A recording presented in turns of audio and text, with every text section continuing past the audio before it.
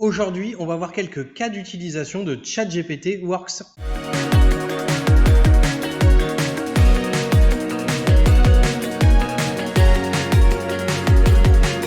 Salut à tous les amis, j'espère que vous allez bien. Alors je fais suite à ma vidéo qui avait présenté ChatGPT Works un petit peu dans les grandes lignes comme ça, et vous avez été nombreux à me demander en fait des exemples un peu plus poussés et un peu plus concrets de ce qu'on pourrait faire avec. Donc écoutez, on va prendre 2-3 exemples dans cette vidéo pour voir un petit peu ce qu'on peut faire et les petites choses qui peuvent être cool d'essayer avec. Avant de commencer, le petit abonnement, le petit pouce de soutien, n'hésitez pas à rester parmi nous si le contenu vous plaît, à liker, commenter, partager et tout le bazar. Je vous mets le lien en description vers nos formations intelligence artificielle si vous avez envie de faire une formation avec moi. Et puis on commence tout de suite.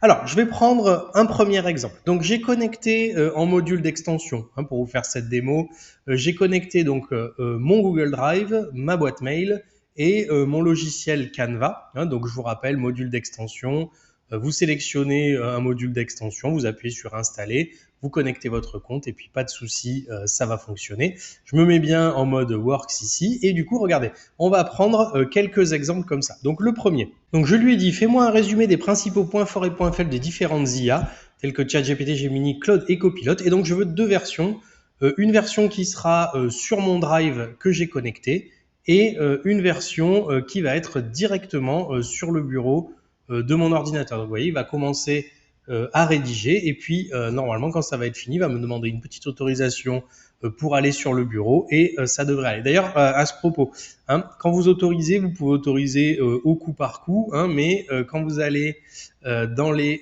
paramètres ici, à cet endroit-là, vous pouvez autoriser définitivement sans qu'il vous demande votre approbation. Alors faites attention, c'est quand même un peu risqué, allez-y mollo, mais voilà, c'est quand même possible de le faire. Allez, on va le laisser terminer et puis on va voir ce que ça donne. Donc il vient de terminer, donc en théorie, si ça s'est bien passé, je devrais avoir une version Drive et une version Word. Donc on voit déjà la version que je peux ouvrir directement sur ChatGPT, mais si je vais sur mon bureau, regardez, il m'a bien mis mon fichier Word à l'intérieur, hop, et du coup, regardez, j'ai bien mon résumé, point fort, point faible. Alors j'aurais pu avec un prompt préciser la mise en forme, mais en tout cas voilà, j'ai bien la version qui m'a déposé sur le bureau. Et si j'actualise mon Drive, vous voyez, regardez, j'ai bien la version qui m'a posé directement dans mon Google Drive. Donc écoutez, pour ce petit exemple, ça a l'air d'avoir plutôt bien fonctionné. Alors, on va essayer autre chose. Donc, avec mon connecteur Canva, je veux que tu ailles sur Canva et que tu me cherches un visuel sympa pour fêter mon départ en vacances et que tu m'écrives, la sale faute d'orthographe, sur le visuel, bonnes vacances, et mets le visuel dans mon espace. Parce que c'est intéressant. Par exemple, avec cette petite extension Canva, lui, il va pouvoir du coup aller chercher un visuel qui va bien, et puis directement écrire quelque chose dessus et vous le mettre dans votre espace pour que vous n'ayez plus qu'à y aller et faire des modifications. Alors pareil, on va le laisser réfléchir un petit peu, il va se connecter à Canva et puis on revient tout à l'heure. Donc il a terminé, regardez, j'ai bien le visuel donc sur la page sur la droite de ChatGPT et normalement si j'actualise donc mon Canva, directement sur le site internet, et regardez, j'ai bien le visuel bonnes vacances qui a été placé directement dans mon espace. Pour le prochain, on va essayer par exemple une tâche programmée. Donc je vais aller dans tâche programmée et je vais lui demander par exemple de me faire une veille, d'aller sur un site internet, de me faire une veille et de m'envoyer par exemple cette veille par mail. Toutes les semaines par exemple, il va aller sur un site et me l'envoyer. Donc je vais faire créer ici, hop, et je vais lui dire, hop, je veux que tu ailles sur le site internet suivant, blogdumodérateur.com, tous les jours à 9h, que tu me fasses un résumé de toutes les nouveautés intelligence artificielle de la semaine, et puis tu m'enverras le résumé à l'adresse suivante, contact PH Formation. Donc, je vais lancer ce truc-là. Il va réfléchir un petit peu, vous allez voir, il va me créer ma tâche. Donc, il a terminé la tâche, donc je peux le retrouver dans Programmer ici. Et comme on va pas attendre pour voir ce que ça donne, je vais pas vous faire attendre jusqu'à lundi prochain, je vais faire exécuter maintenant, ici, comme ça, on va voir ce que ça donne. Donc il a terminé ma veille, il a dû aller récupérer, donc vous voyez, on peut voir dans les sources, il est allé sur le site, il est passé par Gmail, par la recherche web, on peut aller voir directement tout ce qu'il a fait. Donc normalement, si ça s'est bien passé, hop, je vais aller voir dans mes mails, et vous voyez que j'ai bien reçu ma veille par mail, 3 nouveautés IA, Google Canva, etc., etc. Puis on peut cliquer pour avoir plus de détails. Donc j'ai bien ma veille. Alors j'aurais pu demander plus de détails, moins de détails, etc. Hein, mais vous voyez, j'ai bien ma veille qui est arrivée directement sur ma boîte mail. Alors nouvel exemple, oui, le décor a changé, mais c'est parce que j'ai oublié un truc.